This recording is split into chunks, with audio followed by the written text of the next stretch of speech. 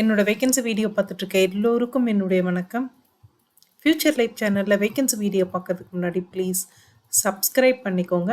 Subscription அப்படிங்கிறது இந்த சேனலை பொறுத்த வரைக்கும் ஒரு இம்பார்ட்டன்ட் ஆக்ஷனாக தான் இருக்கும். ஏன்னா நான் போடுற வேகன்சி வீடியோவுக்கு எப்போவுமே அப்ளிகேஷன் ஸ்டார்ட் டேட் ஒன்று இருக்கும், அப்ளிகேஷன் எண்ட் டேட் ஒன்று இருக்கும். அப்ளிகேஷன் எண்ட் டேட்டுக்கு முன்னாடி நான் போட்ட வீடியோ உங்களுக்கு கிடைச்சாதான் நீங்கள் அந்த வேலைக்கு குவாலிஃபைடாகவும் இன்ட்ரெஸ்டாகவும் இருந்தீங்கன்னா அப்ளை பண்ண முடியும். ஸோ ப்ளீஸ் உடனே சப்ஸ்கிரைப் பண்ணிக்கோங்க. அப்போ தான் நான் போடுற வீடியோ உங்களுக்கு உடனுக்குடனே கிடைக்கும். அதே மாதிரி உங்களுக்கு தெரிஞ்சு யாராவது வேறு வேலை தேடிட்டுருக்காங்க, இல்லை ஃபைனல் இயர் படிச்சுட்ருக்காங்கன்னா அவங்களுக்கும் இந்த சேனல் லிங்கை கொடுங்க, அவங்களையும் சப்ஸ்கிரைப் பண்ண சொல்லுங்கள். அது அவங்களோட பிரைட் ஃப்யூச்சருக்கு ஒரு நல்ல ஸ்டார்டிங் பாயிண்ட்டாக இருக்கும்.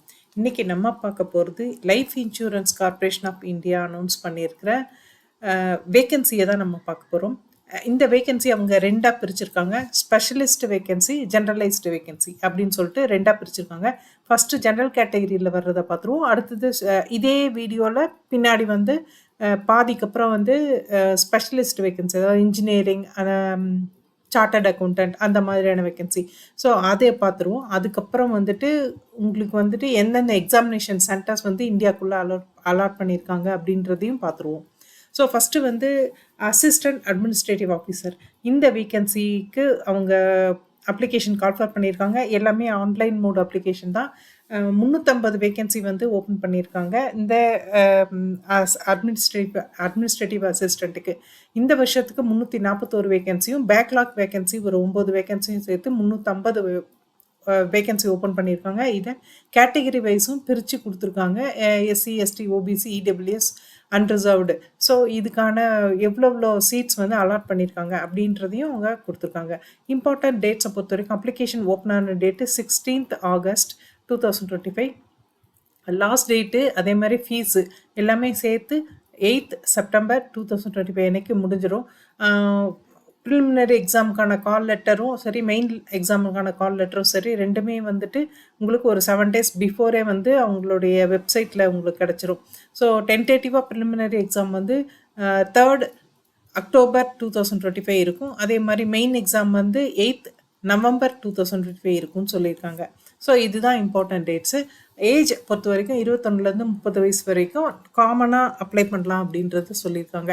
இதில் வழக்கம் போல் as per Indian government norms வந்து என்னென்ன கேட்டகரிக்கு என்னென்ன ரிலாக்ஸேஷன் அப்படின்றதையும் டீட்டெயிலாக கொடுத்துருக்காங்க. எஸ்சி எஸ்டிக்கு 5 years ரிலாக்ஸ் பண்ணியிருக்காங்க. ஸோ 30 years அப்படின் போது 35 years வரைக்கும் அப்ளை பண்ணலாம். ஓபிசிக்கு 3 years, பிடபிள்யூபிடி ஜென்ரல் கேட்டகரினா 10 வருஷம், பிடபிள்யூபிடிலே எஸ்சி எஸ்டியாக இருந்தால் 15 வருஷம், பிடபிள்யூபிடி கேண்டிடேட் பட் ஓபிசி கேட்டகரியாக இருந்தால் 13 வருஷம் ரிலாக்ஸ் பண்ணியிருக்காங்க. எக்ஸ் சர்வீஸ்மேனில் அவங்களுடைய கேட்டகரிக்கு தகுந்த மாதிரி ஜென்ரலைஸ்டு வந்து ஜென்ரல் கேட்டகரிக்கு 5 years, எஸ்சி எஸ்டிக்கு 10 years, ஓபிசிக்கு 8 years பண்ணியிருக்காங்க. எல்ஐசி எம்ப்ளாயீஸ், கன்ஃபார்ம்டு எல்ஐசி எம்ப்ளாயீஸாக இருந்தால் 5 years பண்ணியிருக்காங்க. ஸோ எஜுகேஷனல் குவாலிஃபிகேஷனை பொறுத்த வரைக்கும் என்ன குவாலிஃபிகேஷன் அப்படின்னா, ஏதாவது ஒரு பேச்சுலர் டிகிரி நீங்கள் படிச்சிருக்கணும், ரெகக்னைஸ்ட் யூனிவர்சிட்டி இன்ஸ்டியூஷனில் ஃபுல் டைமில் நீங்கள் படிச்சிருக்கணும். இதுதான் எஜுகேஷன் குவாலிஃபிகேஷன் சொல்லியிருக்காங்க. ஸோ என்ன டிகிரி படிச்சிருந்தாலும் இந்த வேகன்சிக்கு, இந்த 350 வேகன்சிக்கு நீங்கள் அப்ளை பண்ணலாம். உங்களோட சேலரி பார்த்தீங்கன்னா ஒரு மாதத்துக்கு அப்ராக்சிமேட்டாக 1,26,000 இருக்கும்போது, இது தவிர மீதி அலவன்ஸ் எல்லாமே இருக்குது. அதோடைய டீட்டெயில் இதுவும் அவங்க கொடுத்துருக்காங்க. ப்ரொபேஷன் பீரியட் அப்படின்னு பார்த்தீங்கன்னா 1 year தான் இந்த அட்மினிஸ்ட்ரேட்டிவ் அசிஸ்டண்ட்டுக்கு. இப்போ 1 year probation period, maybe another 1 year வந்து எக்ஸ்டெண்ட் ஆகலாம் அப்படின்னு சொல்லியிருக்காங்க. அப்ளிகேஷனை ஃபீஸை பொறுத்த வரைக்கும் எஸ்சி எஸ்டி பிடபிள்யூபிடி கேண்டிடேட்டாக இருந்தால் 85 rupees தான் உங்களுக்கு வந்து அப்ளிகேஷன் ஃபீஸு, ப்ளஸ் வந்து டிரான்சாக்ஷன் சார்ஜ், ஜிஎஸ்டி வந்து இருக்கும். இதை தவிர இந்த கேட்டகரி தவிர மீதி எல்லாருக்குமே வந்து 700 ரூபாய் fees plus transaction charge, GST இருக்குன்னு சொல்லியிருக்காங்க. இது நான் ரீஃபண்டபிள் ஃபீஸு. செலெக்ஷன் ப்ரொசீஜரை பொறுத்த வரைக்கும் இது 3 ஸ்டேஜாக நடக்கும்போது, 1 ப்ரிலிமினரி எக்ஸாம், அதில் குவாலிஃபை ஆகிறவங்களுக்கு மெயின் எக்ஸாமுக்கான கால் லெட்டர் கிடைக்கும். ஸோ மெயின் எக்ஸாம் நீங்கள் எழுதி அதில் குவாலிஃபை ஆகிட்டீங்க அப்படின்னா உங்களுக்கு ஒரு மெடிக்கல் டெஸ்ட்டும் இன்டர்வியூவும் இருக்குது. ஸோ இந்த ப்ரொசீஜரில் தான் அவங்க செலக்ட் பண்ண போகிறாங்க. ப்ரிலிமினரி எக்ஸாமை பொறுத்த வரைக்கும் ரீசனிங் எபிலிட்டியில் 35 கொஷின், குவான்டிடேட்டிவ் ஆப்டிடியூடில் 35 கொஷின், இங்கிலீஷ் லாங்குவேஜ் முக்கியமாக கிராமர், வொக்காபுலரி, காம்ப்ரிஹென்ஷனில் 30 கொஷினும் இருக்கும்போது டோட்டலாக 100 கொஷின்ஸ் வந்து இருக்க போகுது. 1 hour தான் இந்த எக்ஸாமினேஷன் ப்ரிலிமினரி எக்ஸாம் நடக்க போகுது. மெயின் எக்ஸாமை பொறுத்த வரைக்கும் உங்களுக்கு வந்துட்டு ரீசனிங் எபிலிட்டியில் 30, ஜென்ரல் நாலேஜ் கரண்ட் அஃபேர்ஸில் 30, டேட்டா அனாலிசிஸ் இன்டர்பிரிட்டேஷனில் 30, இன்சூரன்ஸ் அண்ட் ஃபினான்ஷியல் மார்க்கெட் அவேர்னஸில் 30. ஸோ டோட்டலாக 120 கொஷின் இருக்க போகுது. அது மாதிரி இங்கிலீஷ் லாங்குவேஜில் வந்துட்டு கம்யூனிகேஷன் ஸ்கில்ல இங்கே இமெயில்ஸ், ரிப்போர்ட்ஸு, சுச்சுவேஷன் அனாலிசிஸ் இந்த மாதிரி விஷயத்தில் ஒரு 2 இருக்க போகுது. இதுக்கு வந்து தனியாக அது தனி கேட்டகரி சொல்லியிருக்காங்க. ஸோ நம்பர் ஆஃப் கொஷின்ஸ் டோட்டலாக வந்து 120 கொஷின் தான் இருக்குது. 2 hours வந்து உங்களுக்கு டைமு.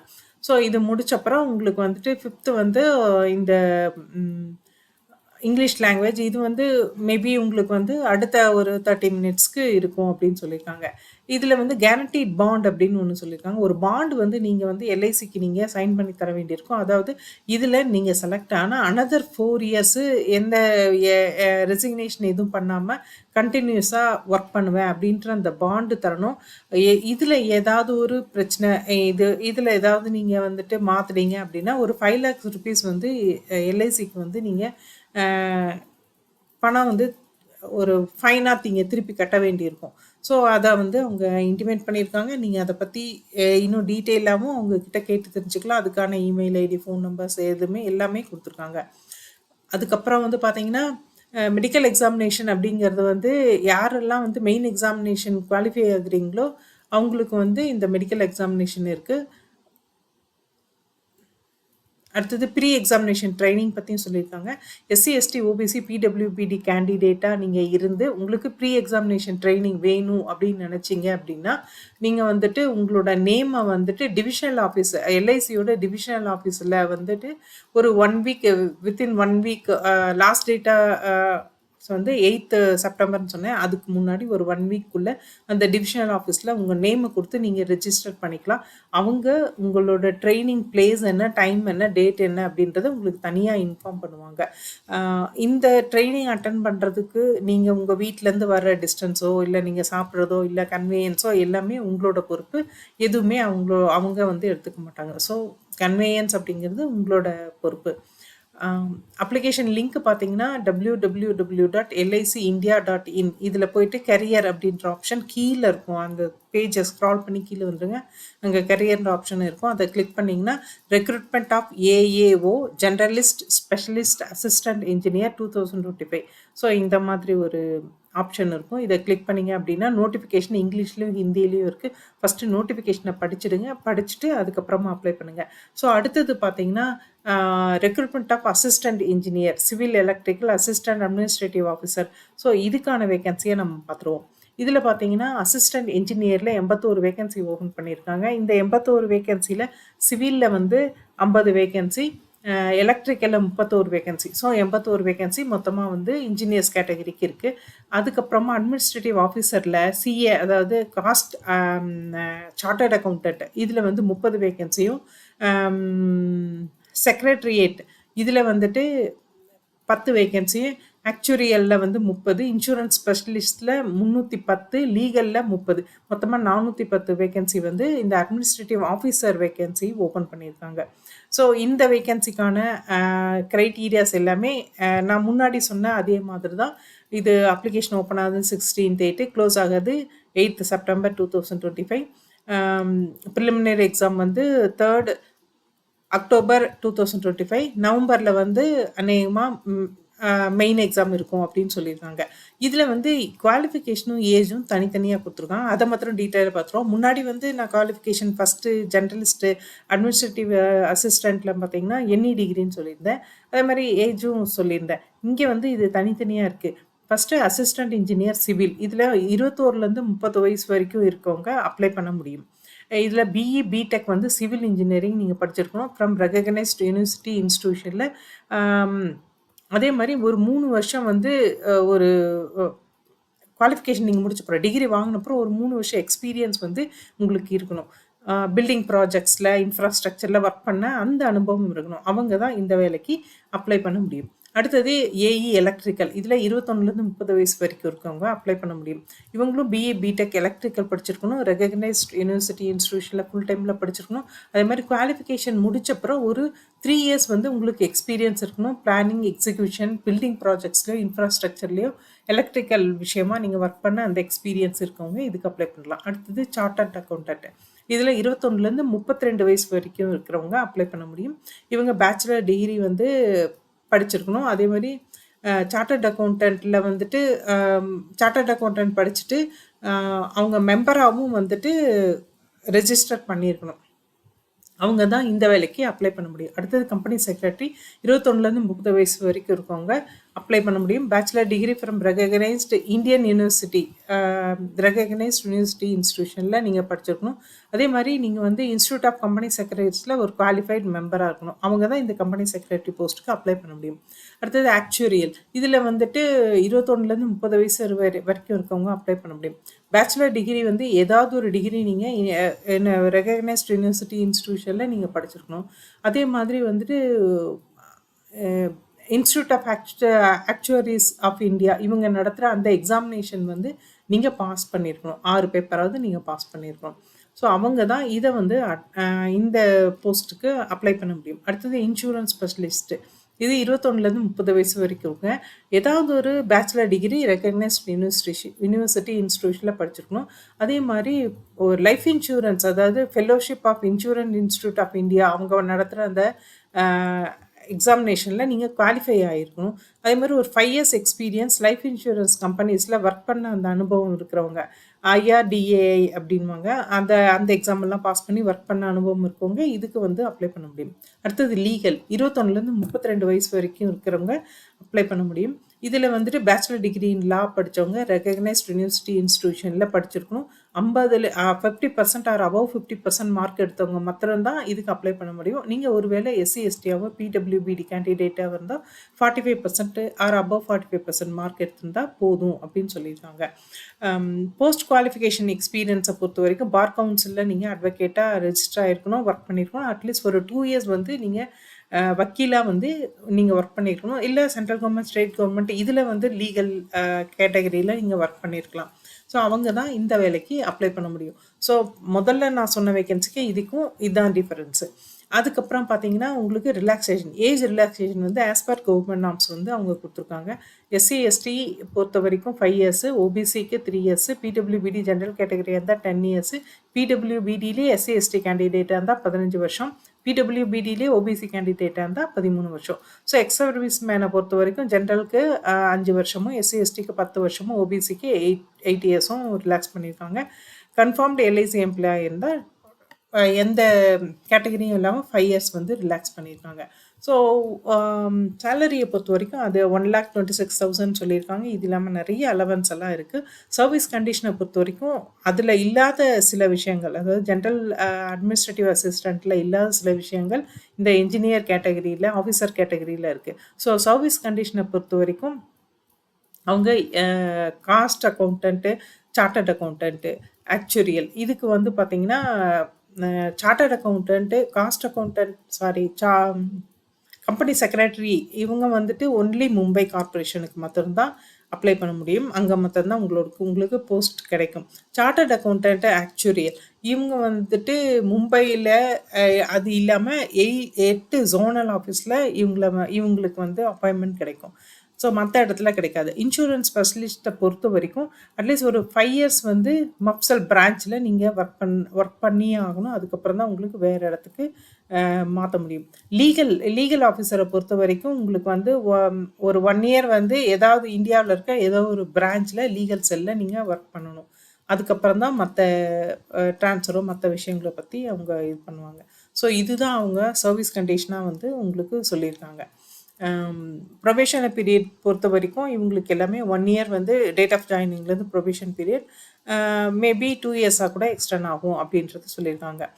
கேரண்டீட் பாண்ட் முன்னாடி சொன்ன மாதிரியே தான். கேரண்டீட் பாண்ட் நீங்கள் 4 இயர்ஸ் கண்டிப்பாக சர்வீஸ் பண்ணி ஆகணும். ஃபெயில் ஆனீங்க அப்படின்னா அதில் ஒரு 5 lakhs rupees நீங்கள் LICக்கு திருப்பி கட்ட வேண்டியிருக்கும். இதுக்கான ஒரு டீட் வந்து நீங்கள் சப்மிட் பண்ண வேண்டியிருக்கும். அப்ளிகேஷன் ஃபீஸை பொறுத்த வரைக்கும் SC ST PWBD கேண்டிடேட்டாக இருந்தால் 85 rupees ப்ளஸ் டிரான்சாக்ஷன் சார்ஜு நீங்கள் GST இதை வந்து கட்ட வேண்டியிருக்கும். இதை தவிர மீதி கேட்டகிரி கேண்டிடேட்ஸ் வந்து 700 ரூபா GST டிரான்சாக்ஷன் சார்ஜ் சேர்த்து நீங்கள் அப்ளிகேஷன் ஃபீஸாக கட்ட வேண்டியிருக்கும். ஸோ செலெக்ஷன் ப்ரொசீஜரை பொறுத்தவரைக்கும் இதுவும் 3 ப்ராசஸ் தான். ப்ரிலிமினரி எக்ஸாம், மெயின் எக்ஸாம், அதுக்கப்புறமா இன்டர்வியூ, மெடிக்கல் டெஸ்ட்டு. அதே மாதிரி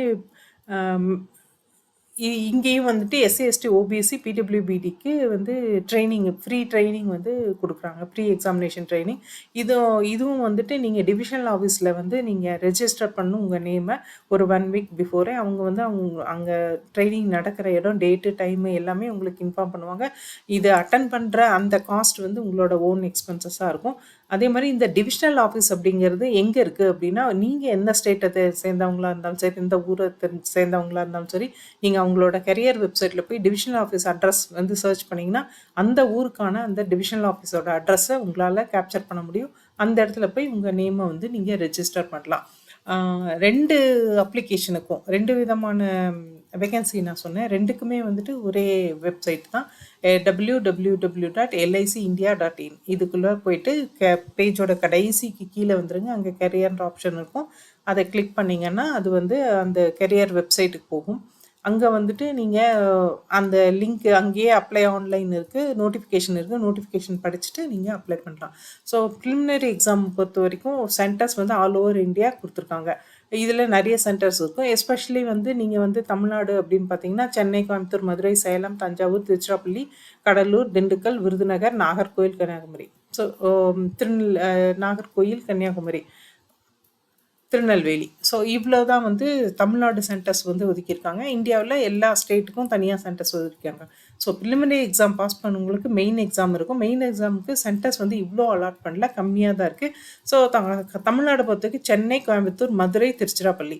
ஸோ இந்த இடத்துல மாத்திரம் தான் மெயின் எக்ஸாம் நடக்கும்னு சொல்லியிருக்காங்க. அதே மாரி ஆல் ஓவர் இந்தியா எல்லா ஸ்டேட்டுக்கும் எங்கெங்க மெயின் எக்ஸாம் நடக்கும் அப்படின்ற அந்த சென்டர்ஸ் வந்து குடுத்துருக்காங்க. இது தனியாவே ஒரு லிங்க்காவே குடுத்துருக்காங்க. நீங்க அங்க போய் பார்த்துக்கலாம். இந்த போஸ்டிங்கில நான் குடுக்குற எல்லா வீடியோலயும் நான் சொல்ற ஒரே விஷயம், நோட்டிஃபிகேஷன படிக்காம நீங்க அப்ளை பண்ணாதீங்க. ஃபர்ஸ்ட்டு நோட்டிஃபிகேஷன் போய் படிங்க. இந்த பர்ட்டிகுலர் நோட்டிஃபிகேஷன் இங்கிலீஷ், ஹிந்தியில இருக்கு. உங்களுக்கு எந்த லாங்குவேஜ் ஆப்ட்டா இருக்கோ, அந்த லாங்குவேஜ்ல நீங்க படிச்சுக்கலாம். நோட்டிஃபிகேஷன் படிச்சு பார்த்துட்டு, அதுக்கப்புறம் நீங்க குவாலிஃபைடு அப்படின்னா, அந்த அப்ளிகேஷன் லிங்க் அவங்க குடுத்துருப்பாங்க. அந்த லிங்க்ல அஃபிஷியல் லிங்க்ல மாத்திரம் அப்ளை பண்ணுங்க. வேற எங்கேயும் அப்ளை பண்ண வேண்டாம்.